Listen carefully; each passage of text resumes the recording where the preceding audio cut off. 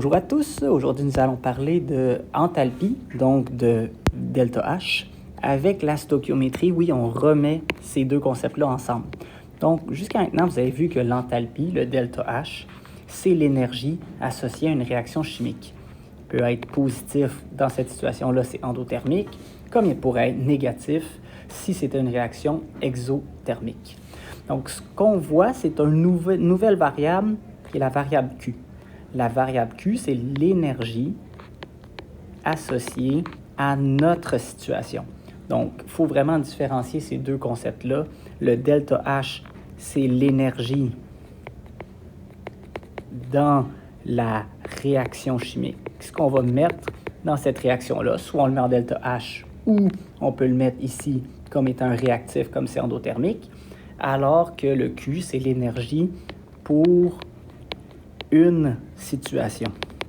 Donc, on n'aura pas à se baser des coefficients, on va avoir à se baser au nombre de moles que nous avons dans notre situation. Ainsi, on vous demande ici d'écrire l'équation thermochimique. C'est quoi l'équation thermochimique? C'est les réactifs donnent des produits et on doit placer l'énergie comme étant un réactif ou un produit. Ici, comme la réaction dégage de l'énergie, on peut conclure que ce sera exothermique, l'énergie dans les produits. Reste à savoir c'est quoi cette quantité-là. Comme on est en train de la faire dans une équation, donc c'est le symbole ΔH que nous utiliserons. C'est ce qui nous intéresse. Notre ΔH sera de moins 740,2, mais on va le trouver par calcul. Pour ça, on a à créer notre équation. On sait que c'est une dissociation électrolytique.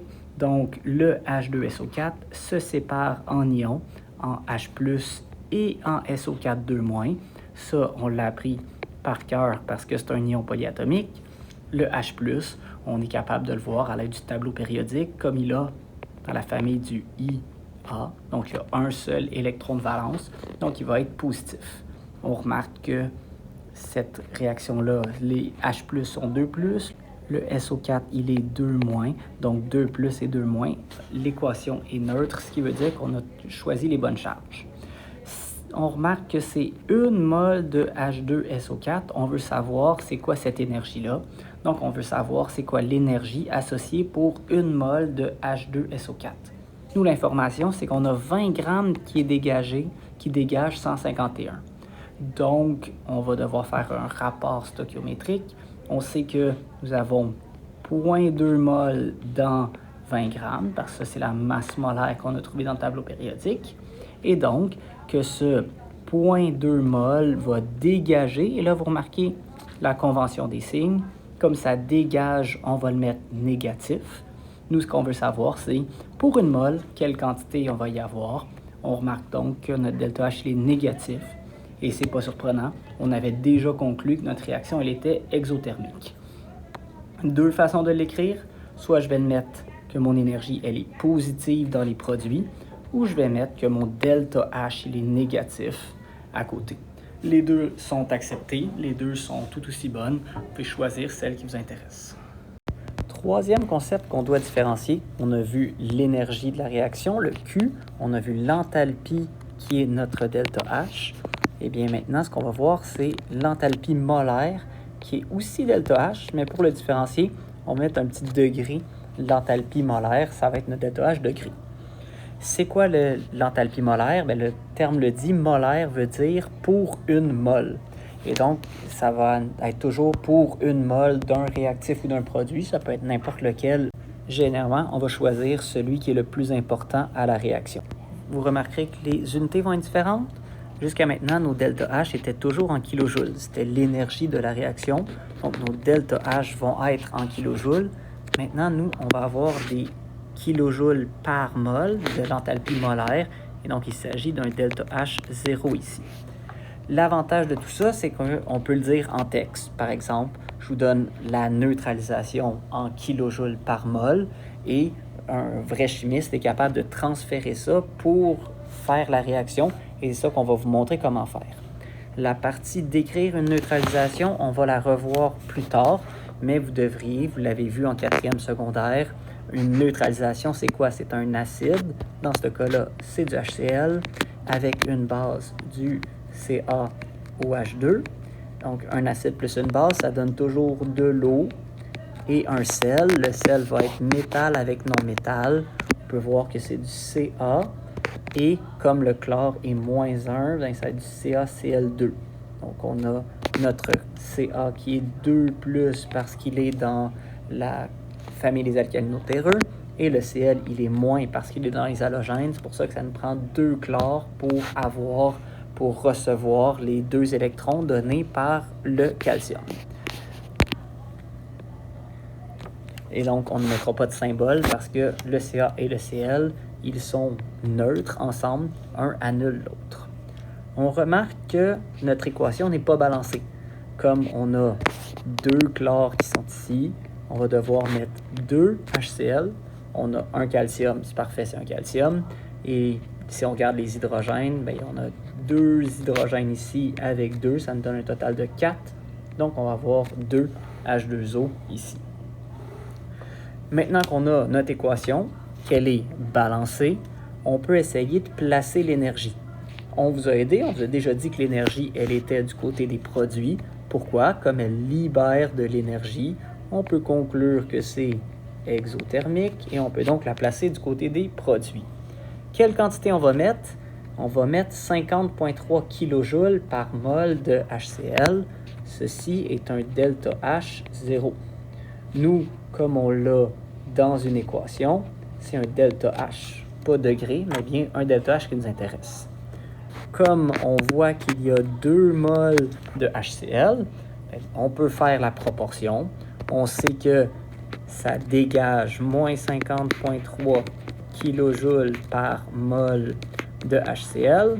Dans mon équation, j'ai 2 mols de HCl et je recherche le delta H. On peut donc conclure que notre delta H, il est de moins 100,6 kJ. On remarque qu'on n'est pas en kJ par mol, notre numérateur est en kJ, donc notre delta H sera en kJ. On peut le placer par la suite comme étant un produit, comme c'est exothermique, et on mettra 100,6 kJ. Ce que vous remarquez, on aurait pu également représenter notre delta H0 par rapport, pas au HCl, mais par rapport en kilojoules par mol de n'importe quelle autre molécule. On aurait très bien pu choisir le CaOH 2 fois. Et comme cette énergie-là, ce 100,6 kJ-là, c'est pour une mol de CaOH2, mais on peut dire que notre delta H, ça dégage moins 100,6 kJ pour une mol, comme j'ai une mol de CaOH2. Donc, les deux sont tout aussi bonnes, les façons de le représenter. Moins 50,3 kJ par mol de HCl ou moins 100,6 kJ par mol de CaOH2. C'est ce qu'on va faire dans le prochaine diapo. Voici un petit exercice qu'on vous demande de passer d'un delta H à un delta H0, donc une variation d'enthalpie à une variation d'enthalpie molaire. Comme on sait que le bilan, il est de 2043, et comme on sait que c'est exothermique, comme on descend, moins 2043, on peut trouver que notre delta H, il est de moins 2043 kJ. Cette réaction-là, on pourrait l'écrire dans notre équation chimique pour dire que c'est du C3H8 qui, avec 5O2, va former 3CO2 avec 4H2O. Et cette réaction-là va dégager 2043 kJ. Comme ceci, on peut faire de la stoichiométrie là-dedans. On sait que ce 2043 kJ va être produit lorsqu'il y aura une mol de C3H8. On peut donc conclure que notre enthalpie molaire par rapport au C3H8 est de moins 2043 pour une mol, comme j'ai une mol de tout ça. Si on le fait avec une autre molécule, parce qu'on peut le faire par rapport à n'importe quel réactif ou n'importe quel produit.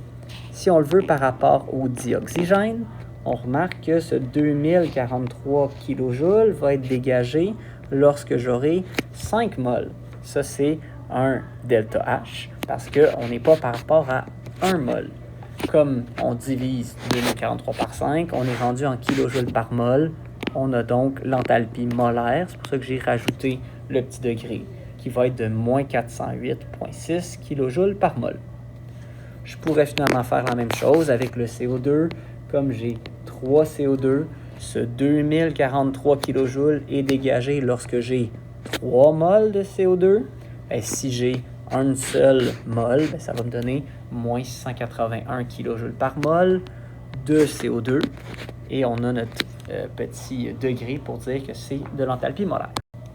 Voici donc les 3 variables que vous devez différencier.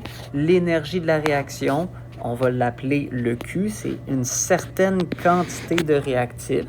Donc, si on a 5 grammes, si on a une demi-mol, cette quantité d'énergie-là, on va généralement le trouver en joules. Vous allez le voir au chapitre 4. On va voir comment on trouve cette quantité d'énergie-là, mais généralement, on va l'exprimer en joules. Après ça, si je veux l'avoir dans une équation chimique, si j'ai réactif, je vais changer de couleur, réactif qui donne des produits plus de l'énergie, ceci est un delta H. Et donc, c'est l'énergie dans notre équation chimique.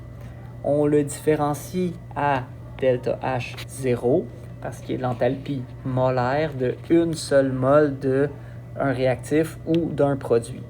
Donc, si j'ai 2 réactifs, mon delta H 0 serait cette énergie-là qu'on a trouvée, notre delta H, divisé par 2 mols de réactif pour obtenir une valeur qui va être négative et 2 fois plus petite parce qu'on va l'avoir divisé par 2.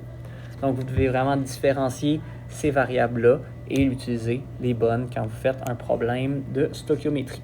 Bonne chance!